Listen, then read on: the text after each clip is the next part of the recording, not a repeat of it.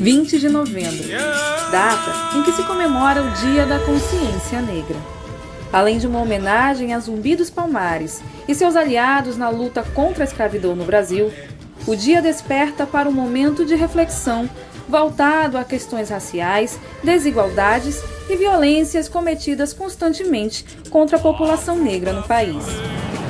E para conversar um pouco mais conosco sobre consciência negra, hoje eu estou aqui vou bater um papo com ela, Luciana Santos, ela que é integrante do Movimento Negro, também é advogada, jornalista, uma mulher atuante aqui no estado e sempre contribui para as nossas matérias da Cenário. Muito obrigada, Lu. Eu que agradeço, Pri, pelo espaço, né? Finalmente, e que felicidade, né? A gente poder se encontrar depois, né, desse tempo todo de pandemia. É um prazer. E eu já começo perguntando para você, porque eu sei que você é uma mulher atuante, uma mulher negra que está à frente aí das nossas ânsias aqui no estado, sempre buscando o melhor para as nossas causas. Na tua leitura, Lu, o que é o Dia da Consciência Negra? Eu acho que é um dia principalmente de reflexão, né? Ele nasce com esse objetivo, né? Quando nossos irmãos do Movimento Negro, lá no Rio Grande do Sul, né? Aí já há quase 5 décadas, eles fazem esse resgate da figura de Zumbi, justamente com esse intuito de falar sobre o racismo, né? De resgatar toda essa questão da resistência que o nosso povo tem, né? Desde que o primeiro navio negreiro chegou aqui em solo brasileiro. Então, é um dia de se debater mesmo. Porque, assim, o ideal seria que a gente debatesse o ano inteiro, né? Exatamente, isso que eu ia te perguntar. É muito mais que um dia, né? Sim, porque, assim, se você pensar no Brasil hoje, nos problemas que a gente possui como sociedade, todos eles, de alguma forma, estão relacionados à questão racial. Exatamente. Então, para a gente ter um Brasil, né, realmente democrático, como preza aí nossa Constituição, a gente tem que pensar mais sobre essas questões étnico-raciais, né? Isso tem que estar realmente na pauta do dia.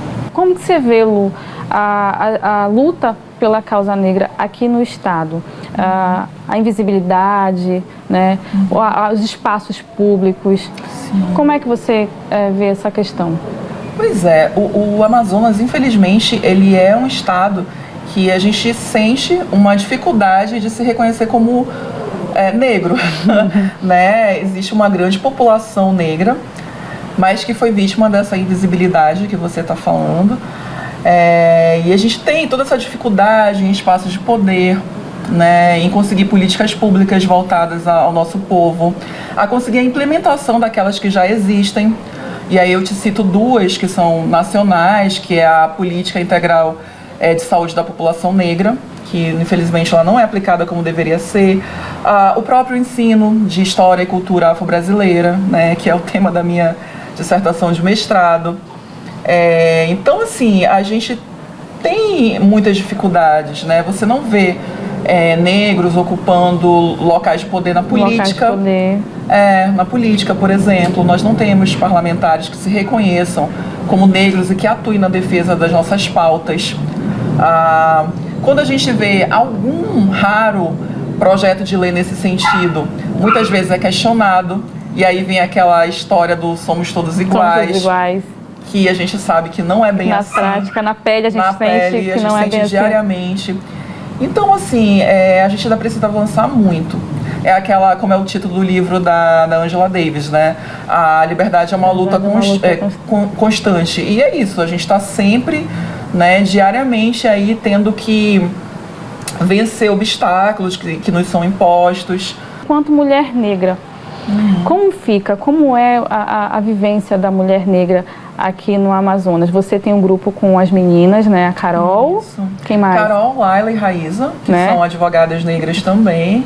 A gente sentiu essa necessidade de se juntar, e aí pelas nossas vivências, tanto na sociedade, mas também em local de trabalho, na academia, a gente notou que necessitava ter um trabalho voltado para a questão racial, né? Então a gente criou a Audaras, que é uma consultoria em direito antidiscriminatório. Só por mulheres, tá bom. Que tem como a gente trabalha tanto essa questão racial como gênero também, né? Que é interessante. Porque a mulher negra, ela está na base da sociedade brasileira. Isso que eu ia chegar, isso exatamente. Nós sofremos aí a maior carga do racismo. Então, sofre por ser mulher, né? Ainda tem a questão do machismo, da misoginia, e ainda tem a questão da cor de pele, né? E ainda tem a questão de classe. E de classe. Que é a questão da interseccionalidade. Periférica ainda piorou. Isso, piora a situação. E aí o Odaras veio vindo... nesse sentido, isso, para oferecer, né, essa consultoria em órgãos públicos, também para empresas. Porque, assim, uma empresa, quanto mais diversa, melhor o ambiente laboral. E também a questão da própria imagem, né? Porque imagina, uma empresa, a gente já viu isso acontecer, né? Em algumas marcas famosas, inclusive, né? Que tem aqui no Brasil, que estão aqui no Brasil também, de consumidores serem, né, vítimas de racismo dentro desses estabelecimentos e ter ali um boicote, que, lógico, vai refletir nas finanças e na imagem. E aí tem todo um trabalho depois para reverter isso. Você que é da comunicação sabe que isso não é fácil. É um trabalho árduo. Então assim, o ideal é que haja uma prevenção, né? Para que se evite isso e, inclusive, também as repercussões jurídicas. Porque não é só o financeiro, né? A imagem, mas tem também a parte jurídica. Imagina, se um funcionário ele é vítima de racismo dentro da empresa, por exemplo, ele pode, né? Tem leis que respaldam.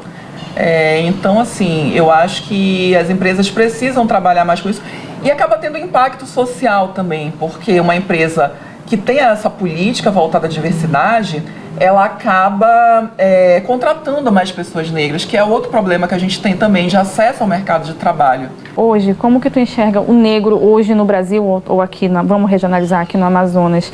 Quais são as mudanças, os pontos positivos, quais são os espaços? A gente sabe o que falta, mas o que ele conseguiu? O que mudou na tua visão?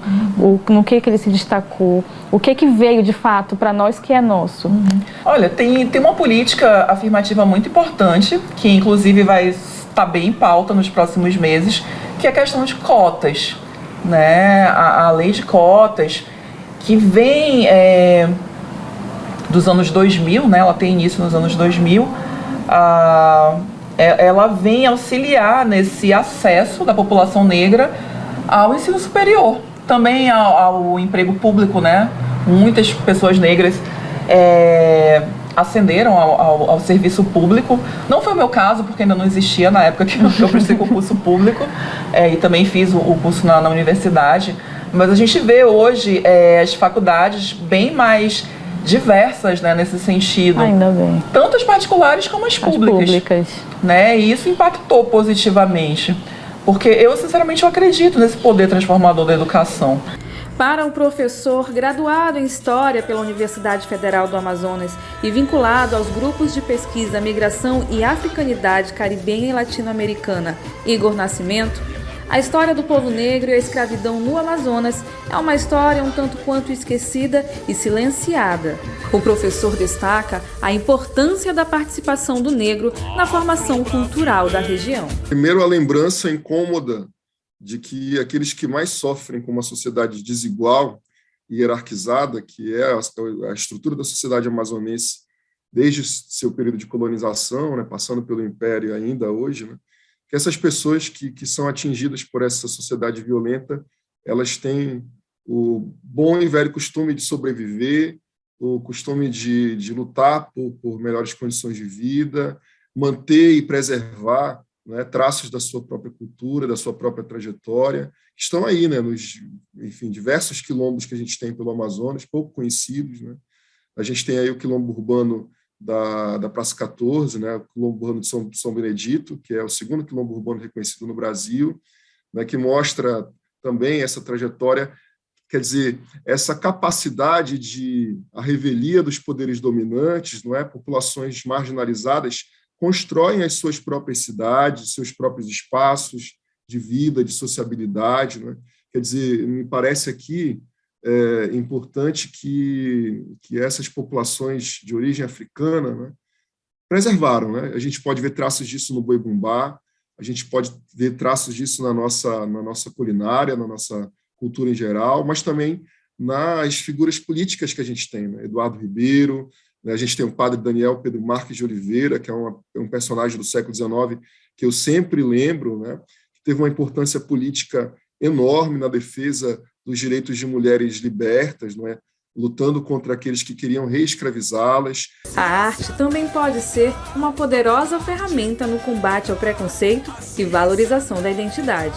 A toada Consciência Negra, por exemplo, de autoria do compositor parintinense Paulinho do Sagrado, marcou o Festival Folclórico de Parintins no ano de 2018 e trouxe à tona o debate sobre o tema. A consciência negra, a bela arte negra, a ciência negra, a extensão dos negros. Então me alegra muito quando vejo o movimento e as pessoas conquistando seus espaços, né, num estado de ascendência, né, digamos assim, em todas as áreas artísticas, tanto ela como a musical, como no cinema, como no esporte. O que me indigna é porque eu quero ver todo mundo, tu tá entendendo, com os mesmos direitos.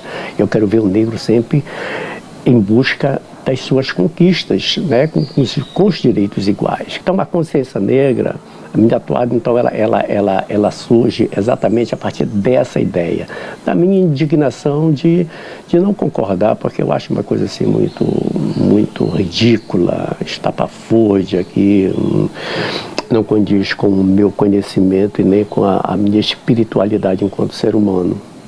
Enquanto homem branco, quando você expôs, quando ela começou a viralizar aí nas redes sociais, nas mídias e tudo, a galera do movimento negro veio falar contigo, como é que foi a aceitação? Os meus irmãos negros me ligaram, né? Cícero Antônio, Marcos Boi, essa galera toda me parabenizando. Cara, são os meus irmãos, né, cara? Eu não posso ignorar nada. Irmão da arte, irmão de tudo, cara. Então, a consciência negra, quando ela tem essa repercussão toda, mais positiva do que negativa, então já era esperado por mim, sabe? Então, se tu me perguntar, te alegrou? Eu digo sim, porque ela tem um cunho muito importante pela luta em prol da consciência negra. E eu digo assim, aí a classe ficou muito feliz também, né? Eu fiz várias entrevistas, e eu acho que isso daqui eu contribuí de uma forma positiva, não só para a nossa cultura, sabe, mas também para todo o universo, né, que vive dessa separação, tu estás entendendo? Então, enquanto houver essa discriminação, é bom que lutemos, porque a gente tem arte a nosso favor, e a única maneira de a gente se manifestar é através das nossas artes. Eu, Paulinho do Sagrado, sou 100% um compositor homogêneo dentro de todo esse conceito da arte. Segregação, jamais, né? Então, se nós temos uma causa para lutar pela igualdade da humanidade, então eu acho que é o momento a gente utilizar aquilo que nós temos de melhor, que é a nossa arte, dentro da nossa contextualização e daquilo que sabemos fazer, que é a arte. Então precisamos reproduzir arte, construí-la de forma positiva, de forma significativa, com um compromisso, como sempre tivemos com a arte. Eu acho que o meu recado para o povo negro amazonense, né, é que possa se assumir como tal, quebrar esses padrões, como eu estava conversando agora com a Priscila, que possa participar mais também, né, dos movimentos, dos coletivos, e para as pessoas brancas que procurem conhecer mais, estudar mais sobre a questão racial. Como eu falei, esse é um tema que é de interesse de todos, né, de todos nós como sociedade brasileira. Vocês podem seguir o perfil de Odaras, né? A gente vai sempre deixar dicas lá, inclusive de leituras, né? de filmes. Essa parte cultural também, que é bastante importante e que aproxima bastante, né? como ferramenta antirracista. Então eu convido a todos, na verdade, nesse sentido, né? De unir forças para que a gente tenha realmente uma sociedade igualitária e democrática, como é de interesse de todos, eu acredito. Sofrimento a superar, escravos livres, diversos esquecimento, ocultamento, o silêncio no Amazonas a esvaziar.